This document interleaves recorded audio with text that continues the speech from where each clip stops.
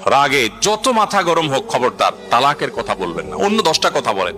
রাগ উঠছে, নিজের গায়ে পারলে 2টা মারেন, বইয়ের গায়ে মারেন না। তারপরে মুখ দিয়ে তালাকের কথা বলেন না।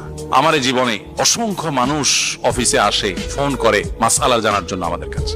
কত মানুষ দেখেছি যে মসজিদে হয়তো জুমার পরে এসে দাঁড়িয়েছেন কিংবা অফিসে এসে দাঁড়িয়েছেন, চোখের পানি ফেলছেন, হুজুর 3টা বাচ্চা আমার, আমি তো পাগল হয়ে যাব, কি করব, চোখের পানি ফেলছেন।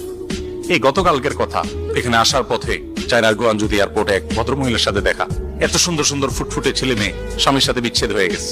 এদিকে স্বামী ছটফট করে মরছেন, এদিকে স্ত্রী মিস করছেন। ঝগড়াঝাটি জীবনের অংশ, ঝগড়াঝাটি হবেই, এগুলো একসময় আবার মিনিমাইজ হয়ে যাবে। তাই বলে তালাকের কথা নয়। দাম্পত্য জীবনে 2-4 কথা হয়, ঝগড়াঝাটি মনোমালিন্য এগুলো হয়, এটা জীবনের অংশ। আপনি আমি কে?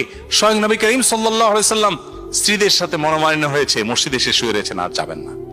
আলী রাদিয়াল্লাহু তাআলা আনহু রাসূল সাল্লাল্লাহু আলাইহি ওয়াসাল্লামের মেয়ের জামাই, ফাতিমা রাদিয়াল্লাহু তাআলা আনহার স্বামী, সেই মানুষটা তিনি মসজিদে এসে শুয়ে আছেন। কেন? অভিমান হয়েছে স্ত্রীর প্রতি। নবীজি এসে সেখানে মিটমাট করেছেন। তাদের লাইফে যদি এটা হতে পারে, তাহলে আমাদের লাইফে স্বামী স্ত্রীর মধ্যে ঝগড়াঝাটি হয়, এটা স্বাভাবিক।